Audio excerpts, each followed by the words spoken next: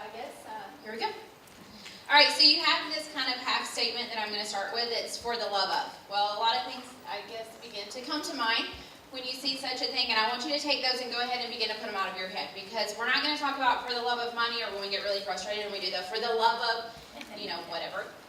Instead, we're going to talk about teaching. So many of you have been in an experience where you're at a party, or maybe when you first started to become a teacher, and someone said, oh, that's awesome, you get summers off, holidays off, yeah, I want to be a teacher too. And then sometimes there's that person that slides in something that's a little bit negative, where they make you feel like our profession doesn't count. Kind of sounds like, oh, you couldn't do anything else, right? And it kind of hurts. And then I begin to think, you know what, sometimes as teachers, we might do this to ourselves just a little bit.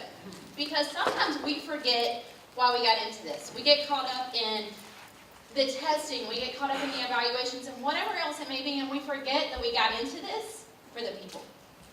We got into teaching because we cared about something. So sometimes it's about great celebrations, like I will never forget this moment, right?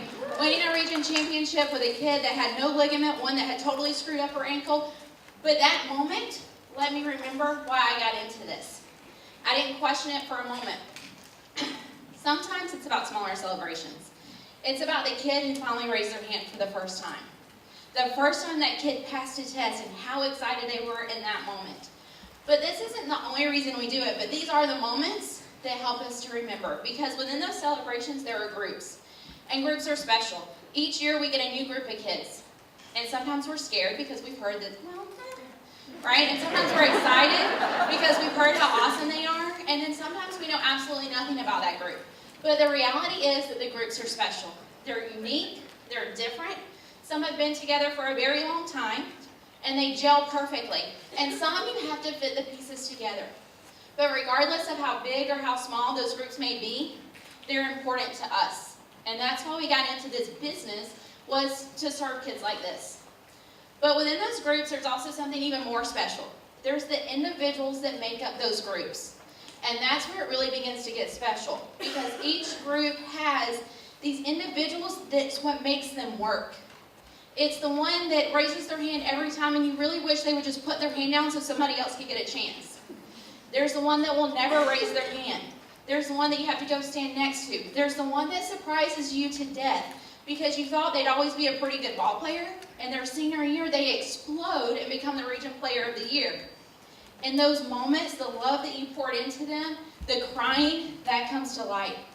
Then there's the kid that you just wrote a note to. At Chesapeake High School, we had these things called red letters. And this year, I wrote to a kid something that was kind of a little different. I said, I don't think I ever got to know the real you. You've been pigeonholed. You have ideas. Nobody expects it from you. I expect it. I want to see what you become. Because I always feel like that kid was kind of reaching out from the shadows. And I got to him. Because at graduation, he gave me a hug and said, thank you, I'll make it happen. Because those kids in the shadows are why a lot of us got into this. We were kids that weren't cared about, or we knew a kid that wasn't cared about, or we just wanted to change the world, right? They always tell you in the first couple of years teaching, don't get a savior complex. Well, most of us have it anyway.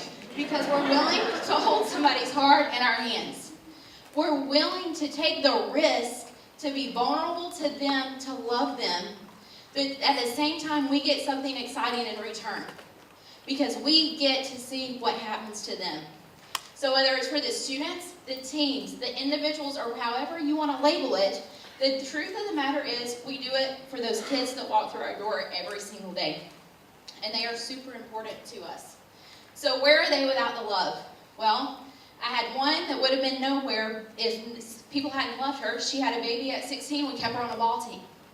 That was important. She had to know that love existed.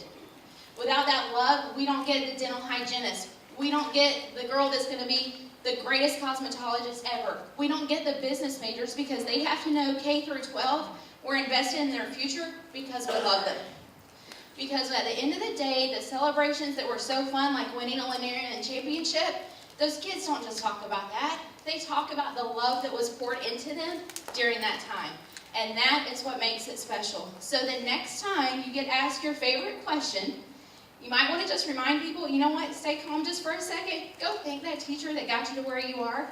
So what I'm trying to say is thank you to my teachers who are actually sitting in here because you helped to make me who I am today. So thank you.